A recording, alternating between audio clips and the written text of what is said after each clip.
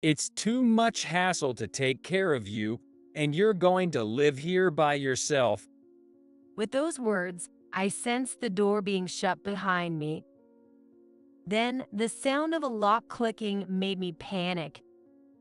Kevin, hey, you're still there, right? Kevin, I called out, but there was no reply. The silence that followed only increased my panic. Kevin, please answer. Oh no. I was in a wheelchair that I'm not used to yet. I accidentally tipped over and fell out of it. It hurts. How could this happen? I felt crushed by anxiety unless I spoke out. Where am I? Am I just going to die here alone? As I was overwhelmed by regret and sadness, tears began to flow. Laura, The sound of the door opening enveloped me in warmth. 3 days later, while she had the TV on, a feature about a particular store was playing. Hey, what is this all about? As I listened the TV, the door burst open and the voice of the person I despised most in the world filled the room. My name is Laura. I'm a 32-year-old housewife who works hard every day as a full-time employee of a major company. Since I was young, I've had a certain dream. I became completely enchanted by it when I saw it on TV as a child. Since then, I've studied hard to achieve that dream, and now I'm working diligently every day to save money for it. You're doing great, but don't push yourself too hard, okay? Thanks. But working towards my dream is really fun. I bet. I love seeing you so happy doing what you love.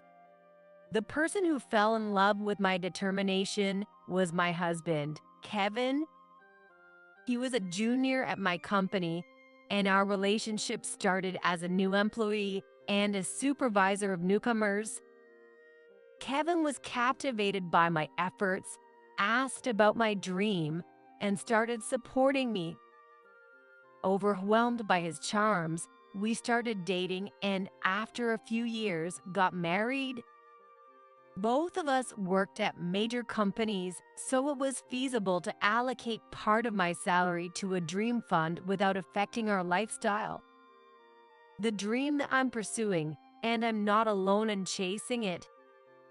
Laura, how's it going on your end? Smoothly. How about you, Mary? Of course. I'm just a bit away from reaching our target amount. Mary is my best friend. We met in high school. Hey, don't you think we look alike? Really? Do we? Well, now that you mention it, our vibes might be similar, even if our eye colors aren't. It was such light-hearted conversations that brought us close, and we bonded deeply over sharing the same dream. Since then, we've been encouraging each other and working hard together to someday make our dream come true. Before I knew it, my dream had become our dream. My monthly joy is checking our dream fund account. The more the money accumulates, the more excited I get about us getting closer to our dream.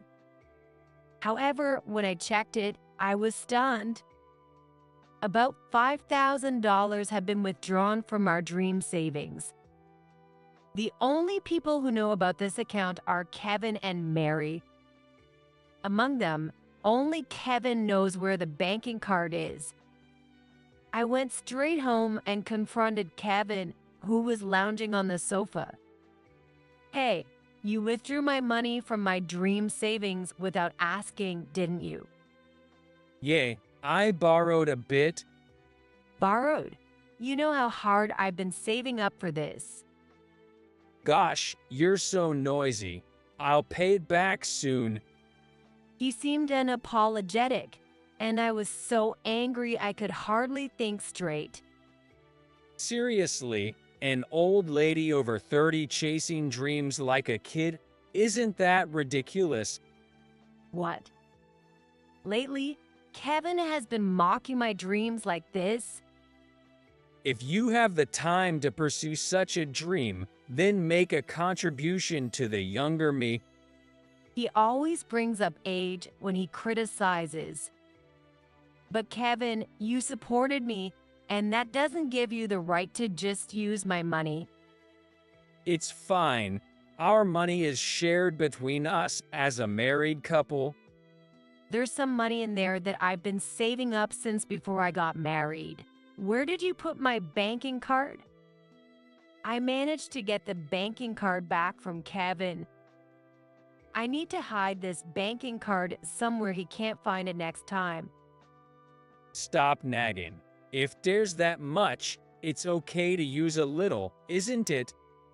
His metering was like a gong going off in my head. I'm paying for all the living expenses and rent. I don't want to hear complaints from someone who doesn't contribute a dime. Wait, There's a big difference in our salaries. I'm older and started working earlier, but I'm still at the top of my performance. On the other hand, Kevin's performance is so poor he's being outdone by juniors. that's because you were my supervisor. When was I your supervisor? Whose fault is it that someone hasn't tried to grow since then? You know, an old lady can't sell her youth, so of course, you have to work hard to make money. Lately, this is how quickly we start fighting. Until a few years ago, Kevin would say he was supporting me and to keep it up. But after I turned 30, he started calling me an old lady and frequently bringing up my age. If I ever talked back, Kevin would sulk and ignore me for a while, so I usually ended up apologizing to keep the peace. However, this time I was not in the mood to apologize. After our big fight, I called Mary. I'm sorry, Mary. We agreed to save up together, and then this happened. Well, that's Kevin's fault. Don't worry about it, Laura. I apologized again, feeling both grateful and guilty as Mary laughed it off. We were so close to our target amount, but because of Kevin, it felt further away than ever. I couldn't help but sigh, and Mary, hearing it over the phone, chuckled. Be careful, your happiness might slip away.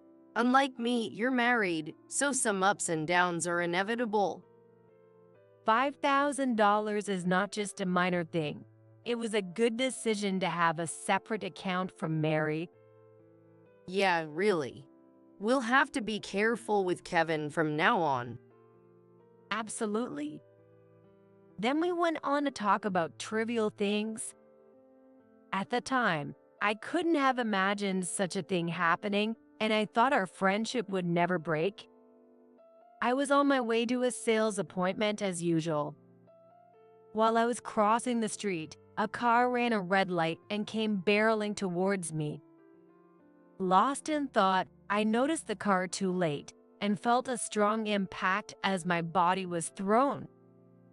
Lying there, unable to move from the pain, I could hear the noise around me and the sound of the car driving away, right before I lost consciousness. Laura, Mary. Laura, are you awake? Hang on, I'll call the doctor. I regained consciousness to the sound of Mary's voice, which seemed on the verge of tears. I thought I had opened my eyes, but everything was pitch black. I couldn't see anything. I could vaguely sense Mary moving around frantically. Not understanding what was happening and unable to move my legs, I was filled with anxiety. Then the doctor called by Mary explained to me. I know this is shocking, but please try to stay calm. Laura, your eyes were damaged in the accident. To put it bluntly, I had become blind from the accident, and I also lost the use of my legs. I now faced a future where I could see nothing and would be confined to a wheelchair for life. Why me? I was so close. I was plunged into the depths of despair. With my condition, I couldn't pursue the dream I had worked so hard for. Mary was always by my side as I grieved. Laura, I won't give up. I'll work hard enough for both of us. I'll make our dream come true and give it to you as a present. So don't give up. Honestly, I thought about just disappearing, but Mary kept encouraging me, and somehow I managed to rethink things. Laura, When Kevin heard I had regained consciousness, he rushed to the hospital to see me.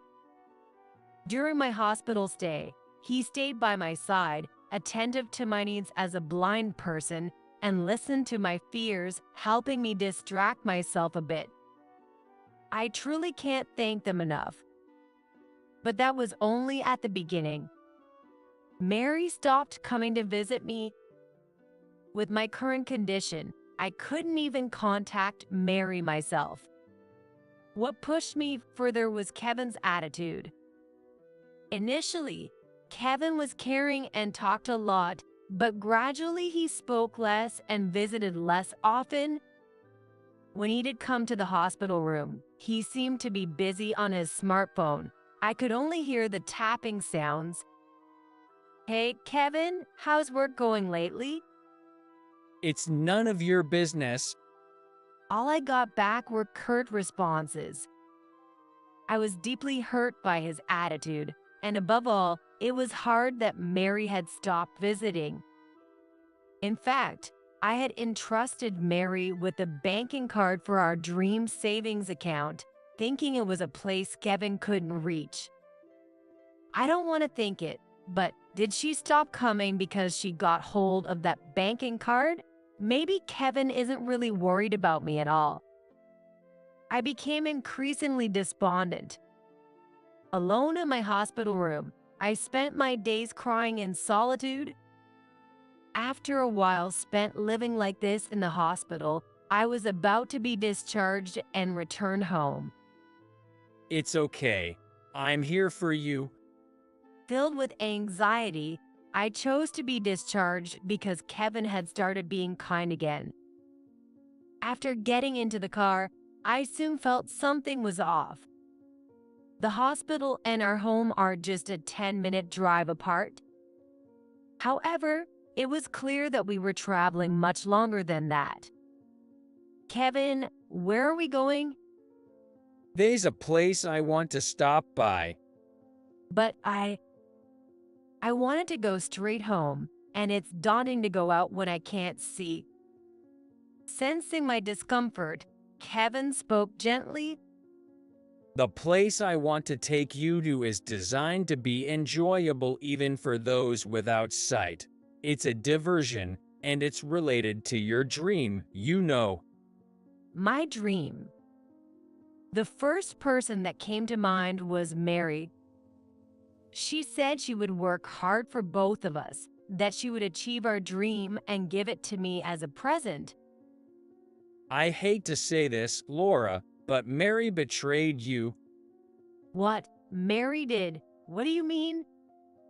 At Kevin's words, I asked again, my voice trembling. I could tell that my voice was shaking. Actually, after getting your banking card, Mary disappeared. I've been searching for her ever since. I'm sorry I've been so harsh in the hospital. I was frustrated because the search wasn't progressing. According to Kevin, his curt behavior was because he had been searching for Mary without telling me. The reason he was always on his smartphone was that he was gathering eyewitness accounts and contacting everyone he knew. At that moment, I couldn't believe Mary had betrayed me, and my thoughts froze. Normally, I might have noticed the oddities, but I couldn't then.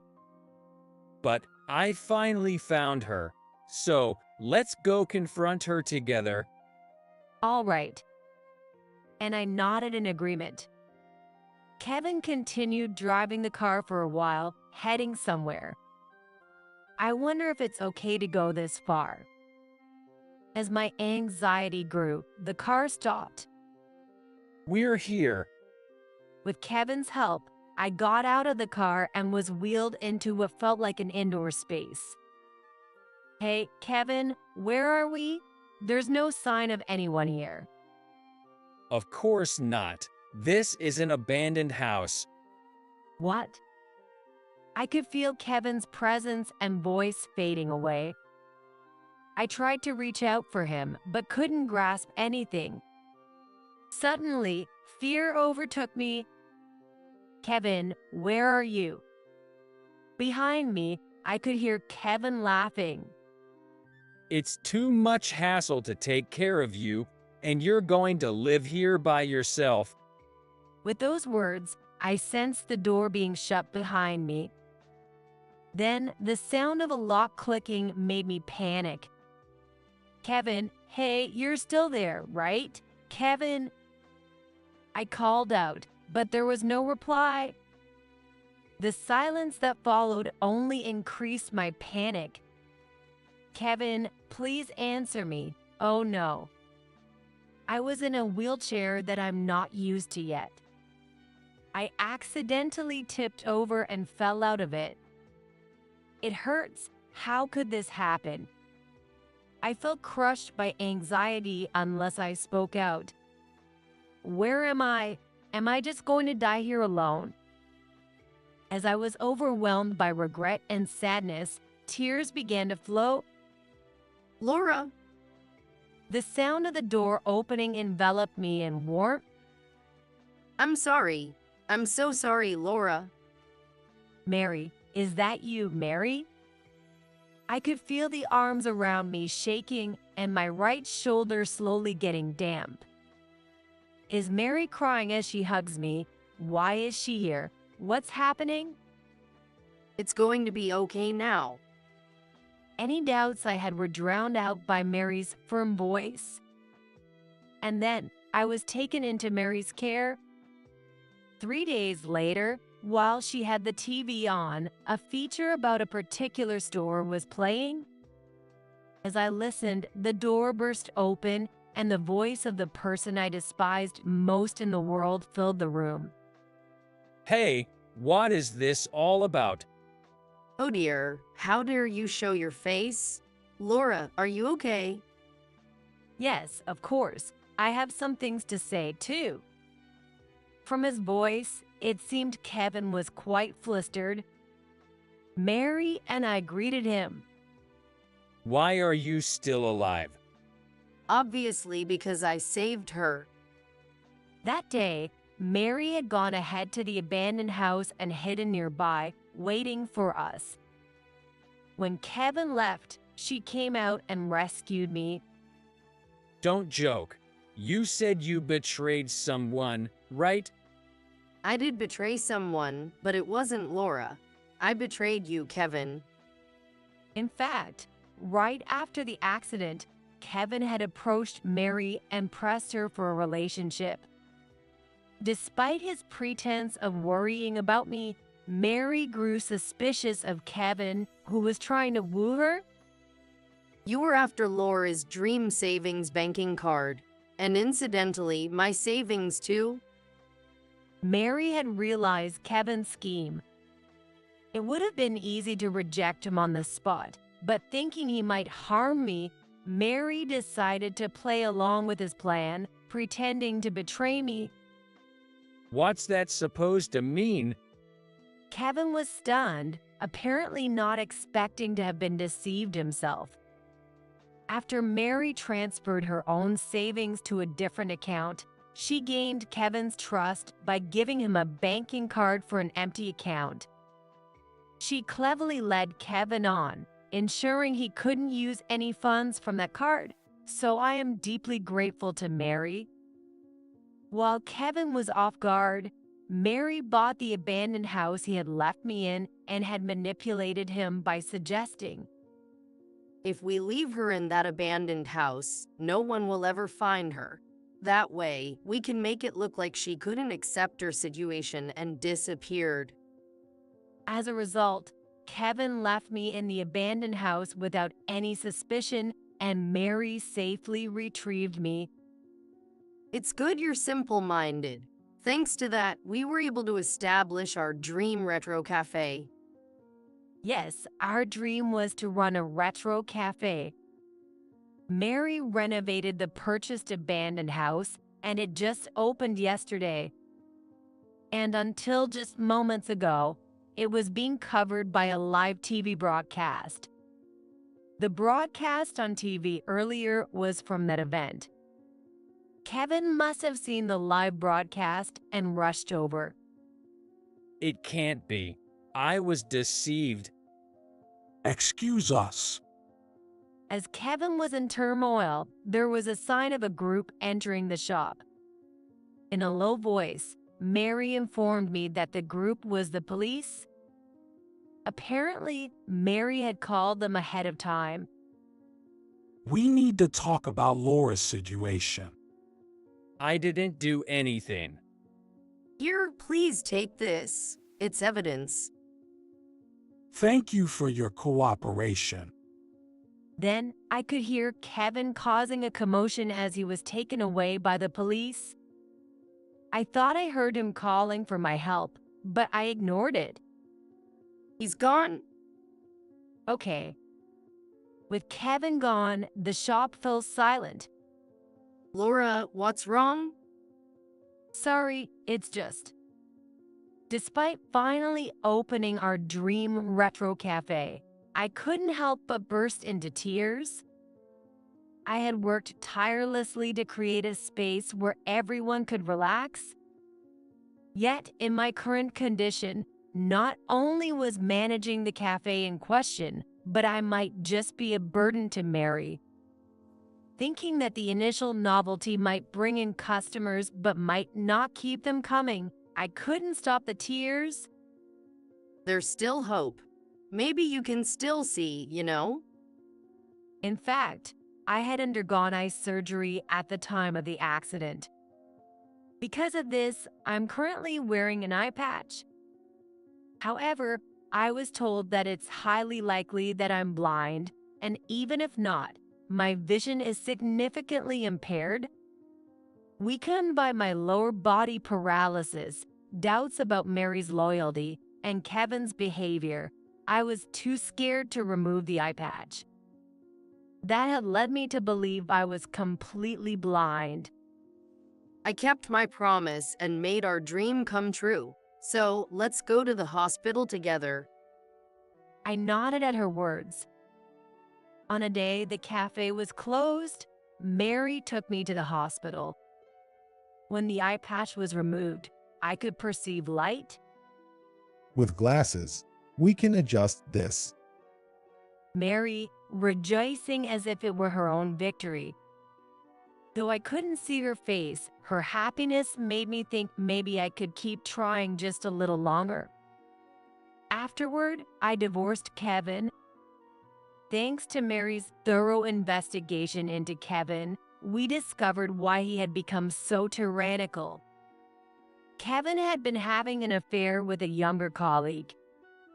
Moreover, that affair partner was the very person who had hit me with her car. Both were arrested for their respective crimes and ended up having to pay me a consolation money. My best friend suffered because of him. I will never forgive him. Mary, calm down. Even if you don't get involved, he has nothing but hell waiting for him. During an interview, I accidentally let slip about how I got into this condition and that Kevin had abandoned me. Of course, Kevin was fired. Even after his release, he would face nothing but bleak days. On the other hand, I was doing well. The consolation money allowed me to buy good glasses. With my vision somewhat restored, my motivation soared. I'm still in a wheelchair, but I can do much more now. All the handicrafts in our store are made by me, and I continue to make more in between office tasks. These crafts have been well received by customers and have contributed to the store's profits. Just when the shop was thriving and I had all but forgotten about Kevin, he showed up at the store before opening. Laura, I'm truly sorry. Kevin came apologizing, but we ignored him and went about our usual opening routine. Hey, you. What? Aren't you the guy who abandoned Laura? What do you want now? Aren't you ashamed to show your face around here? Scolded by a customer, Kevin left sheepishly. I smiled at the customer who had chased him away from me. Thank you, David. Not at all. I'm glad I came early. He's a regular at the shop and was the cameraman during the live TV broadcast. He has continued to visit as a customer since the broadcast. I'm making drinks today too. Please make sure to order one. Really? I'm looking forward to it. You two are so obvious. I gave Mary a wry smile, sensing she had caught on to something. I'm truly glad I decided to go through with the interview back then. Now, we need to make sure he never appears before us again. Wait, I can refer you to a good lawyer. Thank you. Please do. I don't want to waste any more time on Kevin. I must keep working hard for the sake of the customers who visit us. I quickly forgot about Kevin and immersed myself in work. The two of them kindly watched over me as I worked. Sometime later, Did something good happen? You look very happy. yes, actually, I received a letter recently. The letter mentioned that there were people who were encouraged by seeing me work. It made me so happy that I couldn't help grinning. When you smile like that, you really look beautiful. I love seeing you like this. I'd like to date you if you're okay with that. His confession took me by surprise. To be honest, I was also attracted to him, which made me happy. However, I had to consider my physical condition. After I explained my situation, he said it didn't bother him. Still, I wanted some time to think it over, so we left it at that for now. I want Laura to be happy. Still, you know. Anyway, make sure you have no regrets. Yes, thank you. Things have been going smoothly for me. In stark contrast, Kevin ended up in debt. He managed to find a job, but it's low paying and he's overworked, a far cry from before. Moreover, he's apparently being harassed by the family of his affair partner. I wondered why, but apparently they told him, "You messed with our daughter, now you must take responsibility." Since he brought this upon himself, I find it hard to sympathize, so I just cheer him on from a distance. Thanks to the lawyer working hard, he can't ask me for any help and seems to be suffering quite a bit. Serves him right. Mary muttered after seeing the results of the investigation. I agreed with her. After that, I remarried David. I chose to reciprocate the feelings of the man who accepted me entirely. Mary, who blessed our union, seems to have found someone good as well. While Mary could only afford the abandoned house, this person helped out extensively and hurried the remodeling into the retro cafe. They were in a mutual crush for a long time, hesitant about the age difference. I was told that they decided to get married, encouraged by our presence. It's thanks to you, Laura. It's me who should be thankful. Because of Mary, I could find happiness. I would have given up on life a long time ago if I were alone. I'm truly grateful Mary was there for me. Will you keep supporting me? Of course, I finally got to repay you. I tilted my head at that remark. You helped me back in our school days. What? She seemed to have been isolated in middle school. I reached out to Laura when we entered high school. Since then, you have been good to me. You didn't mock my dreams but pursued them with me, which is why I could keep going. Hearing that, I felt like crying. I decided to cherish this bond moving forward.